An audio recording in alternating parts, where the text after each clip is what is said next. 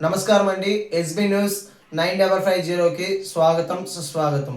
ఏ రోజు వార్త ఆ రోజు మనకు అప్డేట్ కావాలంటే ఎస్బీ న్యూస్ 9550 ఛానల్ను మీరు సబ్స్క్రైబ్ చేసుకుంటే ప్రతిరోజు వార్త మీకు అప్డేట్గా ఉంటుంది.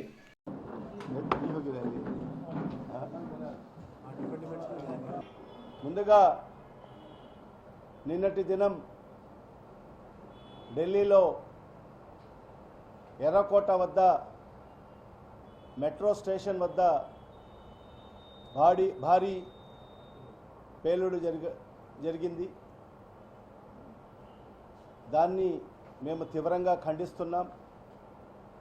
మరి ఆ పేలుడులో సుమారుగా 9 మంది మరణించారని చెప్పి, మరి అదేవిధంగా 20 మంది గాయాల పాలైనారని కూడా మేము మీడియా ద్వారా తెలుసుకోవడం జరిగింది. మరి ఈ సందర్భంగా మరణించిన కుటుంబాలకు మా ప్రగాఢ సానుభూతి తెలియజేసుకుంటూ, మరణించే వారి ఆత్మకు శాంతి కలగాలని ఆ భగవంతుతో ప్రార్థిస్తూ, మరి క్షతగాత్రులైన 20 మందికి కూడా త్వరితగతిన వాళ్ళు కోలుకోవాలని చెప్పి కూడా ఈ సందర్భంగా కోరుకుంటూ, మరి ముఖ్యంగా ఈ పేలుడు వెనుక ఎవరి హస్తమున్నా కూడా దానికి వెలికి తీయాల్సిన బాధ్యత కేంద్ర ప్రభుత్వం పైన ఉంది. ఖచ్చితంగా ఎంతటి వారైనా ఉపేక్షించకూడదు. ఖచ్చితంగా వాళ్ళను కఠినంగా శిక్షించాలని చెప్పి కూడా మరి ప్రభుత్వాన్ని కోరుకుంటూ, మరి ఇవాళ నవంబర్ 11 అంటే మన అందరికీ కూడా గుర్తుకొచ్చేది స్వాతంత్ర సమరయోధులు భారతరత్న మౌలానా అబుల్ కలాం ఆజాద్ గారు. మౌలానా అబుల్ కలాం ఆజాద్ గారు మహాత్మా గాంధీ గారితో స్వాతంత్ర ఉద్యమంలో పాల్గొని, మరి అదేవిధంగా ఈ దేశానికి 1947లో స్వాతంత్రం వస్తే ఈ దేశానికి మొట్టమొదటి విద్యాశాఖ మంత్రిగా నెహ్రూ క్యాబినెట్లో పనిచేసిన ఘనత మౌలానా అబుల్ కలాం ఆజాద్ గారిది. మరి మౌలానా అబుల్ కలాం ఆజాద్ గారు ఒక సాహితీవేత్త, ఒక స్వాతంత్ర సమరయోధులు, ఒక కవి కూడా ఆయన. మరి నెహ్రూ గారి క్యాబినెట్లో 2 పర్యాయాలు విద్యాశాఖ మంత్రిగా పనిచేయడం జరిగింది. మరి మొట్టమొదటి విద్యాశాఖ మంత్రిగా ఈ దేశానికి అనేక సేవలు అందించిన వ్యక్తి. ఈ దేశానికి విద్యారంగంలో అనేక మార్పులు తీసుకొచ్చిన ఘనత మరి మౌలానా అబుల్ కలాం ఆజాద్ గారిది.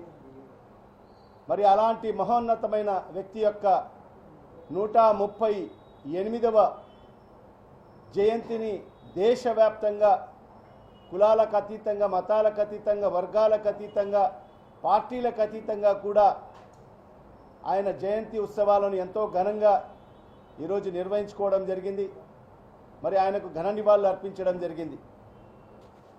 ఇన్ని తమ మేనిఫెస్టోలో హామీలు ఇచ్చి, మరి ఇవాళ ఈ 18 మాసాల్లో ఏ ఒక్కటి కూడా చేయకోకుండా, ఏ ఒక్క సంక్షేమ పథకం కూడా అమలు చేయకోకుండా, మరి ఈరోజు నీరు గారుస్తున్న ప్రభుత్వం మరి ఈరోజు చంద్రబాబు నాయుడు గారి ప్రభుత్వం, మరి కూటమి ప్రభుత్వం అని చెప్పి కూడా ఈ సందర్భంగా తెలియజేసుకుంటున్నా.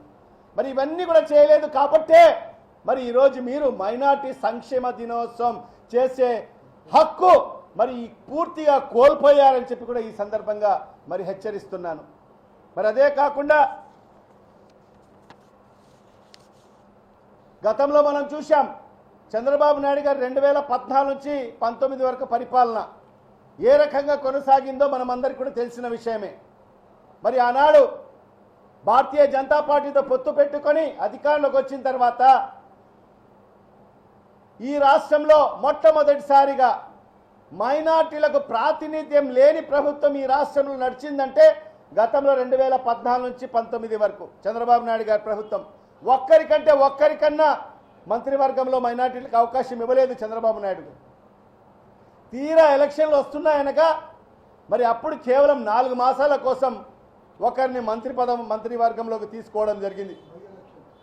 మరి అదే జగన్మోహన్ రెడ్డి గారు మరి ఏదైతే ముఖ్యమంత్రి అయిన తర్వాత జగన్మోహన్ రెడ్డి గారు ముస్లింలను ఆర్థికంగా, రాజకీయంగా, సామాజికంగా కూడా మరి వాళ్ళకందరికీ కూడా ముందుకు నడిపించాలని చెప్పి ఆలోచన చేసి మరి అదేవిధంగా ఆర్థికంగా అంటే మరి ఆయన అనేక సంక్షేమ పథకాలు ప్రవేశపెట్టి మరి అందరినీ కూడా మరి ఎందుకంటే ఆయన పెట్టిన సంక్షేమ పథకాలు పెద్ద ఎత్తున లబ్ధి ఎవరికి జరిగిందంటే అది మైనార్టీ సామాజిక వర్గానికే దక్కిందని చెప్పి కూడా గర్వంగా చెప్పగలను. ఎందుకంటే మైనార్టీలు అత్యంత వెనుకబడిన వర్గాలు, ఎస్సీ ఎస్టీల కన్నా దుర్భరమైన జీవితం కొనసాగిస్తున్నారంటే ఈ భారతదేశంలో మైనార్టీలు అని చెప్పి సచార్ కమిటీ కూడా నివేదిక ఇవ్వడం జరిగింది. మరి అలాంటి దుర్భరమైన జీవితాన్ని కొనసాగిస్తున్న మైనార్టీలు మరి జగన్మోహన్ రెడ్డి గారు ప్రవేశపెట్టిన ప్రతి సంక్షేమ పథకం ద్వారా మరి ఆ కుటుంబాలు మెరుగుపడ్డాయి. మరి ఆ కుటుంబాలు వెలుగు నింపాడు. మరి ఆ కుటుంబాలు సంతోషంగా జీవించగలిగాయి అని చెప్పి కూడా ఈ సందర్భంగా చెప్పగలను.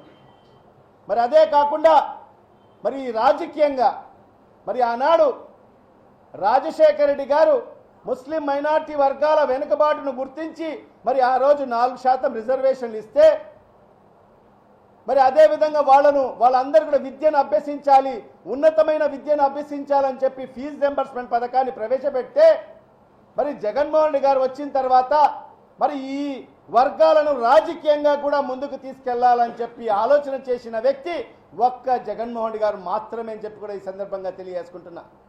మరి ఆయన 2019లో 5గురికి ఎమ్మెల్యేల టికెట్లు ఇవ్వడం జరిగింది మైనార్టీలకు. దాంట్లో 4 ఎమ్మెల్యేలుగా గెలవడం జరిగింది. దాంట్లో ఒకరిని ఈ రాష్ట్రానికి ఉప ముఖ్యమంత్రి చేయడం జరిగింది. ఆ పదవి మరి నేను గర్వంగా చెప్పగలను. మరి మా నాయకుడు శ్రీ వైఎస్ జగన్మోహన్ రెడ్డి గారు మరి నేను కలలో కూడా ఊహించినటువంటి పదవి, ఈ రాష్ట్రానికి ఉప ముఖ్యమంత్రి పదవి నాకు ఇవ్వడం జరిగింది. మరి అదే కాకుండా 4 మరి శాసన మండలికి పంపించిన ఘనత కూడా జగన్మోహన్ రెడ్డి గారిది. మరి దాంట్లో ఒక మహిళ మరి జకియా ఖానం గారికి మరి డిప్యూటీ చైర్మన్ మరి ఏదైతే శాసన మండలికి చేసిన ఘనత కూడా ఒక్క జగన్మోహన్ రెడ్డి గారికి దక్కుతుంది. మరి అదే కాకుండా 12 స్టేట్ చైర్మన్లు చేయడం జరిగింది జగన్మోహన్ రెడ్డి గారు.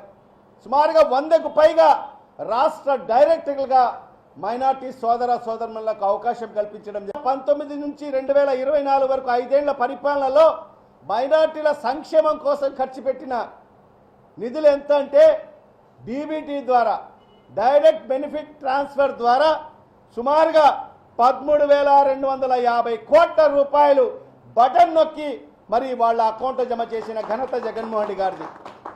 మరి నాన్ డీబీటీ ద్వారా మరి ఇళ్ల పట్టాలైతేమి, ఇళ్లు నిర్మించేదానికోసమైతేమి మరి వివిధ పథకాల ద్వారా నాన్ డీబీటీ ద్వారా సుమారుగా 11,060 కోట్ల రూపాయలు మరి మైనార్టీ సంక్షేమం కోసం ఖర్చు పెట్టిన ఘనత జగన్మోహన్ రెడ్డి గారిది. 2 కలిపితే డీబీటీ నాన్ డీబీటీ కలిపితే సుమారుగా 24,500 కోట్ల రూపాయలు ఖర్చు పెట్టిన ఏకైక ప్రభుత్వం, ఏకైక ముఖ్యమంత్రి జగన్మోహన్ రెడ్డి గారని చెప్పి కూడా ఈ సందర్భంగా తెలియజేసుకుంటున్నా. 5 ఏళ్ల కాలంలో 24,500 కోట్ల రూపాయలు మైనార్టీల సంక్షేమం కోసం ఖర్చు పెట్టడం జరిగింది. మరి ఇవాళ ఈ కూటమి ప్రభుత్వంలో మరి ఏం చేశారని చెప్పి కూడా ఈ సందర్భంగా నేను చంద్రబాబు నాయుడు గారిని ప్రశ్నిస్తున్నాను, ఈ కూటమి ప్రభుత్వాన్ని ప్రశ్నిస్తున్నాను. మరి అదే కాకుండా మరి ఈరోజు ఏదైతే ఈ కూటమి ప్రభుత్వం వక్ఫ్కు సంబంధించిన ఏదైతే వక్ఫ్ బిల్ వస్తే దాన్ని మద్దతు ఇచ్చిన ప్రభుత్వం మరి ఈరోజు కూటమి ప్రభుత్వం. అదే జగన్మోహన్ రెడ్డి గారు ఈరోజు ప్రతిపక్షంలో ఉన్నా కూడా మరి మైనార్టీలు నాకు ముఖ్యం, వాళ్ళ శ్రేయస్సే నాకు ముఖ్యం అని చెప్పి మరి ఆ రోజు ఏదైతే ఏదైతే రాజ్యసభలో కానీ మరి లోక్సభలో కూడా మరి వైఎస్ఆర్ కాంగ్రెస్ పార్టీ ఎంపీలంతా కూడా ఈ వక్ఫ్ బిల్ని వ్యతిరేకించిన ప్రభుత్వం ఏదైతే పార్టీ కూడా ఈరోజు వైఎస్ఆర్ కాంగ్రెస్ పార్టీ మాత్రమే అని చెప్పి కూడా ఈ సందర్భంగా తెలియజేసుకుంటున్నా. అంటే దీని ద్వారా మనం ఒకటే చూడాలి, ఏ ప్రభుత్వం మైనార్టీల సంక్షేమం కోసం పనిచేసిన ప్రభుత్వం ఏది, మరి మైనార్టీలు అభ్యున్నతి కోసం పనిచేసిన ప్రభుత్వం ఏది. మరి ఇవాళ చూస్తే ఈ కూటమి ప్రభుత్వంలో మైనార్టీలు ద్వితీయ శ్రేణి పౌరులుగా ఉండే పరిస్థితి ఈరోజు ఈ రాష్ట్రంలో స్పష్టంగా కనిపిస్తుంది. ఎక్కడ సంక్షేమం లేదు, ఎక్కడ అభివృద్ధి లేదు. మరి ఈరోజు చూస్తే ఈ రాష్ట్రంలో మైనార్టీల మీద ఎక్కడ చూసినా కూడా దాడులు జరుగుతున్న పరిస్థితి స్పష్టంగా కనిపిస్తుంది. మైనార్టీ యువత మీద ఈరోజు దాడులు జరుగుతున్న పరిస్థితి స్పష్టంగా కనిపిస్తుంది. ఎలక్షన్లు అయిపోయిన తర్వాత చూశాం, ఒక మైనార్టీ యువకుడు అతనికి నడి రోడ్డు పైన హత్య చేసిన పరిస్థితి మనం చూశాం. మరి ఇవన్నీ కూడా మైనార్టీల మీద ఈరోజు దాడులు జరుగుతున్నాయి. ఎక్కడ ఎవరు కూడా ఈ ప్రభుత్వంలో సంతోషంగా లేని పరిస్థితి స్పష్టంగా కనిపిస్తుంది. రైతులు సంతోషంగా లేరు, ఈరోజు మహిళలు సంతోషంగా లేరు, యువత సంతోషంగా లేరు, విద్యార్థులు సంతోషంగా లేరు. మరీ ముఖ్యంగా ఈరోజు మైనార్టీ సోదరులందరూ కూడా అభద్రతా భావంతో ఈరోజు జీవనం కొనసాగిస్తున్న పరిస్థితి ఈరోజు కూటమి ప్రభుత్వంలో స్పష్టంగా కనిపిస్తుంది. మరి ఇవాళ నేను ఒక్క విషయం అయితే చెప్పాలనుకుంటున్నాను.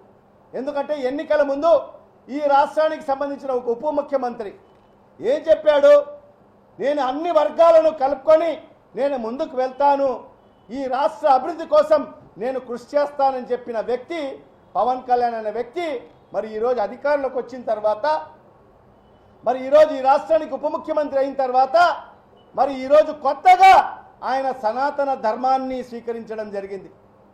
ఎన్నికల ముందు వరకు సనాతన ధర్మం అని ఎక్కడ చెప్పలేదు. మరి ఈరోజు అధికారంలోకి వచ్చేసిన తర్వాత, మరి ఈరోజు ఈ రాష్ట్రానికి ఉప ముఖ్యమంత్రి అయిపోయిన తర్వాత, మరి ఈరోజు నేను సనాతన ధర్మం నేను కాపాడుతానని చెప్పి మరి ఈరోజు చెప్పడము ఎంతవరకు సమంజసమో ఒక్కసారి ఆలోచన చేయాల్సిన అవసరం ఎంతైనా ఉంది. మరి ఒకటే, ఏ రాజకీయ నాయకుడు కూడా అందరినీ కూడా కలుపుకొని వెళ్లాల్సిన అవసరం ఉంది. ఈ భారతదేశం అనేది ఒక సెక్యులర్ కంట్రీ. ఈ ఒక సెక్యులర్ కంట్రీ, ఇక్కడ అనేక భాషలు మాట్లాడే వాళ్ళు ఉన్నారు, అనేక సంప్రదాయాలు పాటించే వాళ్ళు ఉన్నారు, హిందూ, ముస్లిం, క్రైస్తవులు, మరి అందరు కూడా ఒక సోదర భావంతో మెలిగి ఈరోజు మనం ముందుకెళ్తున్నాం. ఇది మన భారతదేశం యొక్క గొప్పతనం. ఆ గొప్పతనాన్ని మనం కాపాడుకోవాల్సిన బాధ్యత ఈ ప్రభుత్వ పెద్దల పైన ఉంటుంది. అందరినీ సమానంగా చూడాల్సిన బాధ్యత ఆ ప్రభుత్వాల పైన ఉంటుంది, ఆ ప్రభుత్వాల పెద్దల పైన ఉంటుందని చెప్పి కూడా ఈ సందర్భంగా తెలియజేసుకుంటున్నా. భవిష్యత్తులో మరి ఈ కూటమి ప్రభుత్వం ఖచ్చితంగా అందరినీ కూడా సమానంగా చూస్తూ మరి ఇవాళ ఈ 18 నెలల కాలంలో మరి ఈ కూటమి ప్రభుత్వం చేసిన అప్పు ఎంతంటే 2,27,000 కోట్ల రూపాయలు అప్పు చేశారు. మరి 2,27,000 కోట్ల రూపాయలు అప్పు చేసి మరి మైనార్టీలకు ఎందుకు విస్మరిస్తున్నావయ్యా నువ్వు ముఖ్యమంత్రి గారు, నారా చంద్రబాబు నాయుడు గారు?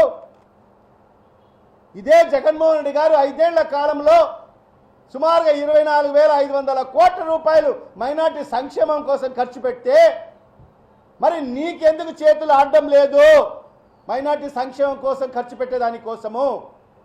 మరి ఎందుకు ఆ నిరుపేద ఇమాములు మౌజన్లకు 14 నెలల పాటు వాళ్ళ గౌరవ వేతనం ఇవ్వకోకుండా కాలయాపన ఎందుకు చేస్తున్నావు? వెంటనే రిలీజ్ చేయాలని చెప్పి కూడా మేము డిమాండ్ చేస్తున్నాం. మరి ఎందుకు నువ్వు ఆ హజ్ యాత్రికులకు 1,00,000 రూపాయలు ఇస్తామన్నది ఎందుకు ఇప్పటి వరకు వాళ్ళకి ఎందుకు ఇవ్వలేదు? ఎందుకు మనసు రావడం లేదు నీకు? మరి ఆ దుల్హన్ పథకం కింద ఆ పేద ఎవరైతే పెళ్లి చేసుకున్నా మరి ఆ మహిళలకు ఎందుకు నువ్వు ఆ 1,00,000 రూపాయలు ఎందుకు ఇవ్వడం లేదు? అంటే నీకు మైనార్టీల సంక్షేమం నీకు పట్టదా? కేవలం మైనార్టీల ఓట్లు మాత్రమే నీకు కావాలా? ఖచ్చితంగా నీకు తగిన రీతిలో ఈ మైనార్టీలు బుద్ధి చెప్పే రోజులు దగ్గరలోనే ఉన్నాయి. మరొక్కసారి మరి మైనార్టీ శాఖ మంత్రికి కూడా నేను హెచ్చరిస్తున్నాను, త్వరలోనే మరి ఆ మౌజన్లకు సంబంధించిన ఇమాములకు సంబంధించిన ఆ గౌరవ వేతనాన్ని వెంటనే రిలీజ్ చేయాలి. మరి ఆ హజ్ యాత్రలకు సంబంధించిన ₹1,00,000 వెంటనే రిలీజ్ చేయాలి. మరి ఆ మసీదుల మెయింటెనెన్స్ కోసం 5,000 ఇస్తానని చెప్పింది, ఆ నెల 5 కూడా వెంటనే రిలీజ్ చేయాలి. మరి ఆ దుల్హన్ పథకం ఇస్తామన్న ఆ ₹1,00,000 కూడా మరి వాళ్ళకందరికి కూడా ఇవ్వాలి.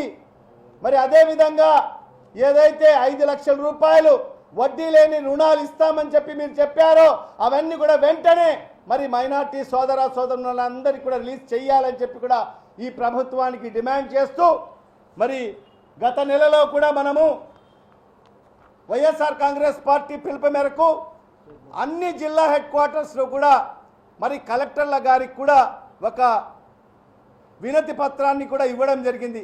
ఆ వినతి పత్రం ఏమంటే, మరి ఆ నిరుపేదలైన మరి ఇమాములకు మౌజన్లకు ఆ గౌరవ వేతనం వెంటనే మీరు రిలీజ్ చేయాలని చెప్పి కూడా కలెక్టర్లకు మరి అర్జీలు ఇవ్వడం జరిగింది. సుమారుగా 2 నెలలు అయింది. 9వ నెలలో ఇచ్చాం. 9వ నెల 8వ తేదీ 9వ నెల అంటే 2 నెలలు అవుతుంది.